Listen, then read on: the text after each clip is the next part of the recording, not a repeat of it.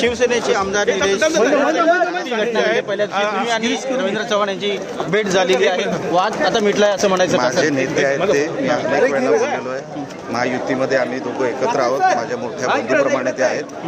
त्यांनी मला बोलवलं चव्हाण साहेबांनी आणि आम्ही इकडे भेटलो. आता नंतर त्यांची सविस्तर वेळ घेणार आणि त्यांच्याशी बोलणार. मालवण नगर परिषदे मात्र एकदम काटाची टक्कर झाली. तुम्ही त्यांच्यावर नाव घेऊन त्यांच्यावरती अनेक आरोप केलेले आहेत, ते आरोप आता मिटले आहेत का सर?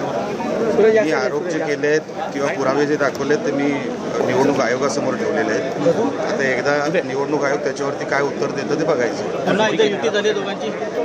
हो, आम्ही कधीच एक दुसऱ्याशी लावून बोललोच ना.